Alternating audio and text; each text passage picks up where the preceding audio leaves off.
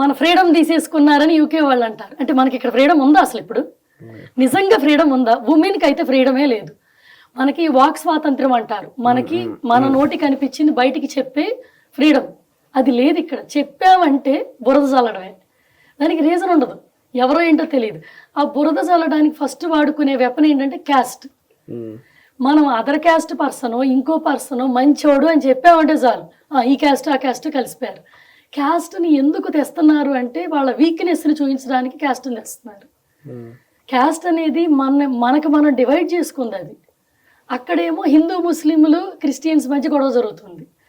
ఇప్పుడు మాకు యూకేలో ఏదన్నా పెద్ద major problem, country related problem వచ్చింది అనుకోండి, మేమే అవుట్ సైడర్స్, మీరు అవుట్ సైడర్స్, మీరు వెళ్ళిపోండి అంటారు.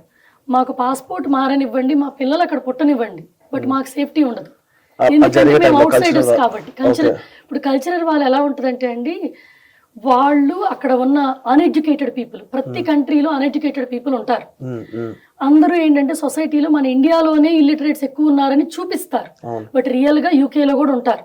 వాళ్ళు ఎంగేజ్ నుంచే వాళ్ళు చదువుకోరు, వాళ్ళకి ఏంటంటే హార్డ్ జాబులు, ప్లంబింగ్ వర్కులు, సో వెల్డింగ్ వర్కులు అటువంటి ఇష్టం ఉంటుంది, చదవడం ఇష్టం ఉండదు. అట్లా ఉన్న మాస్ బ్యాక్గ్రౌండ్ నుంచి వచ్చిన పీపుల్ వాళ్ళు ఏంటంటే అదర్ కంట్రీ ఎడ్యుకేటెడ్ పీపుల్ బయట కంట్రీ నుంచి వచ్చి డాక్టర్లుగా, ఐటీ ఎంప్లాయీస్ గా, బిజినెస్ అన్ని చేస్తున్నారు.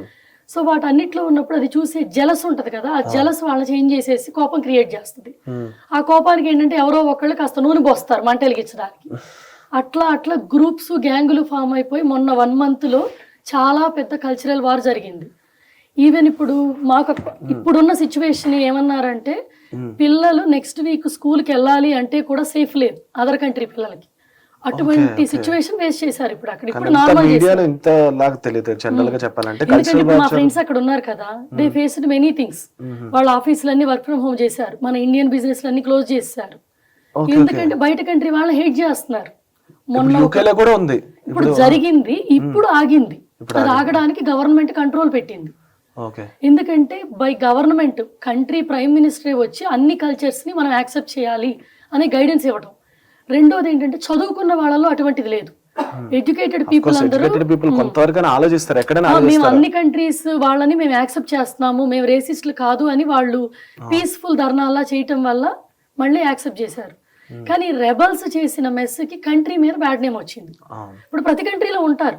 ఇప్పుడు మన ఇండియాలో కూడా సగమే నాలెడ్జ్ తెలుసుకొని మిగతా నాలెడ్జ్ మొత్తం పొలిటికల్ పార్టీస్ ఇచ్చే ఎంతో కొంత మనకేమంటారు పథకాలు, అవి తీసేసుకొని నేను రిలాక్స్ గా నా లైఫ్ లో కూర్చున్నాను, ఎవరి మీదైనా కూర్చొని బురద చల్లుకోవచ్చు, ఇంతే. కష్టపడి సంపాదించిన వాడికి కదా దాని వాల్యూ తెలిసేది.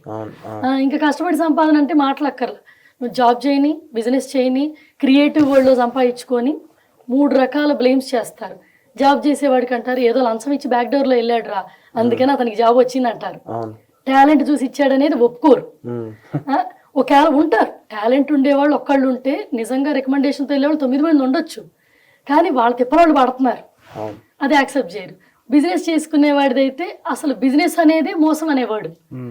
సింపుల్ అండి, మనము యాపిల్ కొనుక్కుంటాం కదా ఒక సూపర్ మార్కెట్కి వెళ్ళి, రైతు దగ్గర తీసుకున్న ఒక యాపిల్ 10 సూపర్ మార్కెట్లో 10 రేట్లు ఉంటాయి.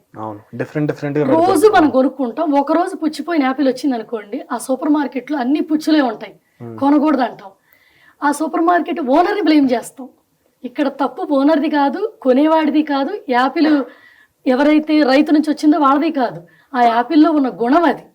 మనం 10 సార్లు మంచిది కొనుక్కొని ఒక్కసారి చెడ్డది కొనుక్కోగానే అనుమానిచ్చేస్తాం. అది బిజినెస్ లో ఉండే కామన్ ప్రాబ్లం.